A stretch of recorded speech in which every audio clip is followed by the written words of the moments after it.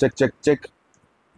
நிலவுக்கு என்மேல் என்னடி கோபம். நீக் பிரபு நிலா லவ்ல பிரேக்கப் ஆயிட்டு ஒண்ணு சேர்ந்தாங்களா இல்லையா, இல்ல பிரபு பிரீத்திய கல்யாணம் பண்ணிக்க போறாரா அப்படிங்கிற ஒரு சின்ன பேஸ் பிளாட்ல இருந்து ஆரம்பிக்கிற கதை தான் இந்த நிலவுக்கு என்மேல் என்னடி கோபம் படத்தோட சின்ன பேஸ் பிளாட்.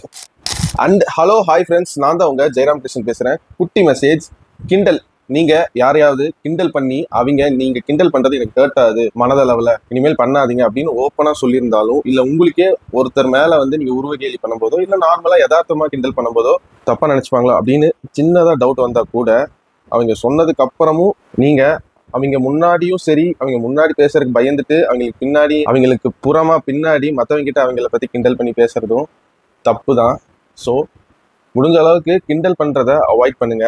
அதை விட நகைச்சுவைக்கு நிறைய விஷயங்கள் இருக்கு. You know what I mean.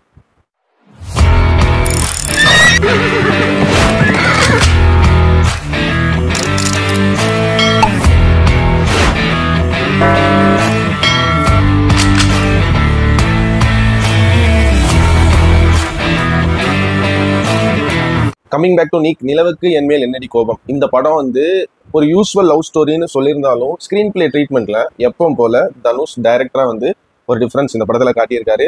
Particularly இந்த படத்தோட டெக்னிக்கல் டீமை பத்தி பேசும்போது சினிமோட்டோகிராஃபர் லியான் பிரேட்டோவும் எடிட்டர் பிரசன்னா ஜிகேவும், இவங்க 2 பேர்த்தோட ஒர்க்கு படத்தை முடிஞ்ச அளவுக்கு ஆடியன்ஸை ரொம்ப ஷார்ட் அண்ட் கிறிஸ்பா பார்க்க வைக்குது. பர்டிகுலரா என்னோட பர்சனல் ஃபேவரட் இந்த படத்துல ஏடி சாங் எடிட் பண்ண விதமா இருக்கட்டும், அதே மாதிரி கோல்டன் ஸ்பேரோ சாங் எடிட் பண்ண விதமா இருக்கட்டும். இவங்க 2 பேர் சினிமோட்டோகிராஃபர் லியான் பிரேட்டோ, எடிட்டர் பிரசன்னா ஜிகே, அவங்களோட ஒர்க்கை ஃபுல் பொட்டன்ஷியலை கொடுத்துருக்காங்க. அதே ஈக்குவல் அமௌண்ட் ஆஃப் ஒர்க்கை பேக்ரவுண்ட் ஸ்கோர்லையும் சாங்ஸ் மூலியமாவும் ஜிவி பிரகாஷ்குமார் ரொம்ப இந்த கதைக்கு தேவையான மியூசிக்கை இந்த நீக் படத்துக்கு போட்டு கொடுத்துருக்காரு. ஆக்டர்ஸோட பெர்ஃபார்மன்ஸ், எனக்கு பர்சனலா இந்த படத்துல நடிச்ச மேத்யூ தாமஸோட டப்பிங் வாய்ஸ் கேட்டோடனே நான் ட்ரெய்லர்ல அவ்வளோக்கா கவனிக்கல. படத்துல ஸ்டார்டிங் கேட்கும்போது மேத்யூ தாமஸோட ஒரிஜினல் வாய்ஸை யூஸ் பண்ணியிருக்கலாமே, இந்த டப்பிங் வாய்ஸ் ஒரு மாதிரி செட் ஆகாத மாதிரி இருக்கே அப்படின்னு படத்தோட ஸ்டார்டிங்ல யோசிச்சிருந்தேன். பட் படம் செட் ஆக அந்த டப்பிங் எனக்கு கணக்கே தெரியல. அந்த அளவுக்கு மேத்யூ தாமஸோட ஆக்டிங் பெர்ஃபார்மன்ஸ் சூப்பரா பண்ணியிருக்காரு. மை பர்சனல் சஜஷன் என்னன்னு கேட்டீங்கன்னா, இதுக்கப்புறம் தமிழ்ல மேத்யூ தாமஸ் யூஸ் பண்ற மாதிரி இருந்தா அவர் வாய்ஸுக்கு ஆப்டா இருக்கிற டப்பிங் ஆர்டிஸ்ட் செலக்ட் பண்ணி யூஸ் பண்ணுவீங்க, இல்லைன்னா அவரே டப்பிங் பண்ணுவீங்க. அதுவே நல்லா தான் இருக்கும். அவரோட வாய்ஸுக்குன்னு ஒரு தனி ஹியூமர் இருக்கு மலையாளத்துல, தமிழ்லயே அது நல்லாவே ஒர்க் அவுட் ஆகும்னு நினைக்கிறேன். மற்றபடி அவரோட ஆக்டிங் பெர்ஃபார்மன்ஸ் ரொம்பவே நல்லா இருந்துச்சு. அதே மாதிரி தான் இந்த படத்தோட லீடா நடிச்ச பவிஷ் பிரபுங்கிற கேரக்டர்ல ரொம்ப சூப்பரா நடிச்சிருக்காரு. சின்ன சின்ன எமோஷன்ஸை தெரியுது இதுதான் அவருக்கு ஃபர்ஸ்ட் படம் அப்படின்னு, பட் அதை எந்த அளவுக்கு ஃபீல் பண்ண வைக்க முடியாம ஒரு பிரில்லியன்டான ஒரு வேலை டைரக்டர் தனுஷ் எப்படி பார்த்துருக்காருன்னா, அந்த ஜென்ரேஷன் கிட்ஸ் எப்படி பிஹேவ் பண்ணுவாங்களோ அதே மாதிரி அந்த பிரபுவா தான் இந்த படம் பூராமே தெரிஞ்சிருக்காரு. பட் அதை தாண்டி 2-3 இடங்கள்ல ஒரு கமர்ஷியலா ஒரு விஷயம் டைலாக் டெலிவரியில பேசுறதா இருக்கட்டும், எமோஷனல் சீன் பிரேக் த்ரூல ஒரு மாதிரி சீரியஸா நடிச்சதா இருக்கட்டும், இது 2மே ஒரு நல்ல அட்டெம்ப்ட். இதை தாண்டி என்னோட பர்சனல் ஃபேவரட்ஸ் யாருன்னு கேட்டீங்கன்னா, சரண்யா மாபி நடிச்ச ஸ்ரேயாங்கிற கேரக்டர், சரத்குமார் சார், நீங்க 3 பேரும் படத்துல ஒரு கேரக்டர் ரோல் தான் பிளே பண்ணியிருக்காங்க. பட் ஏன்னா எனக்கு பர்சனலா அவங்க ஆக்டிங் பெர்ஃபார்மன்ஸ் பிடிச்சிருந்துச்சு. அதுலேயும் குறிப்பா சரத்குமார் சாரோட ஆக்டிங், ஸ்கிரீன் ஸ்பேஸ் கம்மி தான், பட் வர அந்த போர்ஷன் ஒரு அப்பானா இந்த மாதிரி தான் அப்படிங்கிற மாதிரி சூப்பராக நடிச்சு கொடுத்துருக்காரு. அண்ட் ரம்யா சஞ்சலி ரொம்ப சூப்பரான ஒர்க் பண்ணியிருக்காங்க அவங்க ரோலுக்கு.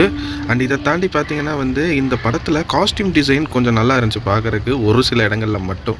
And so coming to negatives, நல்ல கதை எழுதியாச்சு, அதுக்கு ஒரு நல்ல ஸ்க்ரீன் பிளே பண்ணியாச்சு, அதுக்கு ஏற்ற மாதிரி விஷுவல் டைரக்ஷன் சொல்லி சினிமோட்டோகிராஃபரும் எடிட்டரும் அந்த வேலையை பார்த்தாச்சு. பட் ஆக்டிங் பெர்ஃபார்மன்ஸ் வாங்குறது அண்டு இந்த காலகட்டத்தில் இருக்கிற கதைக்கு என்டர்டெயின்மெண்ட்டா இந்த கதை எடுத்து படமா சொல்லும் போது இருக்குதா அப்படிங்கிற ஒரு பெரிய கேள்விக்குறி இந்த படத்துக்கு இருக்கு. ஏன்னா இந்த படம் ஒரு ஃப்ரெண்ட் டு ஃப்ரெண்ட் பேசும்போது கேட்கறதுக்கு என்டர்டெயின்மெண்ட்டா இருக்கும், ஒரு புக்கில் படிச்சா நல்லா இருக்கும். பட் அது விஷுவலா காட்டும் போது சில எமோஷனல் டிராமா நடக்கணும். அந்த எமோஷனல் டிராமா ரொம்பவே ஜஸ்டிஃபைங்கா கன்வின்சிங்கா ஆடியன்ஸுக்கு கன்வே ஆகணும். அந்த விஷயத்த இந்த படத்துல கொஞ்சம் கோட்டை விட்டாங்க. அது மட்டும் கரெக்டா கன்வே ஆயிருச்சுன்னா இது ஒரு நியூ ஏஜ் ரொமான்டிக் ட்ராமா, நான் ராம்காம்னு கூட சொல்ல மாட்டேன், ஒரு ரொமான்டிக் ட்ராமாவா இந்த படம் இருந்திருக்கும். அண்ட் ஆக்டிங் பெர்ஃபார்மன்ஸ் ஏன் சொன்னேன்னா, சிலரோட ஆக்டிங் பெர்ஃபார்மன்ஸ் நீங்க படம் பார்க்கும்போது தெரியும், கொஞ்சம் ஓவர் டூ பண்ண மாதிரி இருந்துச்சு. சட்டிலான மீட்டர்லேயே மெயின்டைன் பண்ணியிருப்பேன். இந்த படத்தில் பார்த்தீங்கன்னா புதுசாக சினிமேட்டிக் ஸ்கோப் கொஞ்சம் கம்மி பண்ணியிருக்காங்க. அண்ட் ஐ டோன்ட் நோ, இந்த படத்தில் வச்சிருக்க காமெடி டைலாக்ஸ்லாம் எனக்கு ரொம்ப நல்லாவே ஒர்க் அவுட் ஆச்சு. அந்த ஃப்ரேமிங் பார்க்கறக்கு ஒரு வெப் சீரிஸ் பார்த்த ஃபீல் மட்டும்தான் தந்துச்சு, ஒரு படம் பார்க்குற ஃபீலே கொடுக்கல. மேபி அது ஒரு நெகட்டிவாக கூட இருக்கலாம் படம் பார்க்கும்போது உங்களுக்கு. ஸோ இதுதான் இந்த படத்தோட ஒரு பாசிட்டிவ் நெகட்டிவ்ஸ். ஃபேமிலியா நீங்க வந்து தாராளமா போய் எந்த ஒரு எக்ஸ்பெக்டேஷனும் இல்லாம ஜாலியா போயிட்டு ஜாலியா வர படம் தான் இந்த நிலவுக்கு என்மேல் என்னடி கோபம். ரொம்ப ரொம்ப சின்ன படம் தான். இந்த நிலவுக்கு என்மேல் என்னடி கோபம் படத்துக்கு என்னோட ரேட்டிங் பார்த்தீங்கன்னா 100க்கு ஒரு 40 மார்க்ஸ் தாராளமா தருவாங்க. நிலவுக்கு என்மேல் என்னடி கோபம் a usual love story, nothing less than that and nothing more than that. நான் உங்களை இதே மாதிரி இன்னொரு சூப்பரான வீடியோல சந்திக்கிற வரைக்கும் நீங்களும் நல்லா இருங்க, எல்லாரையும் நல்லா வச்சிருங்க. அவ்வளவுதாங்க விஷயம். நன்றி, வணக்கம், பை பாய். நான் வரேங்க.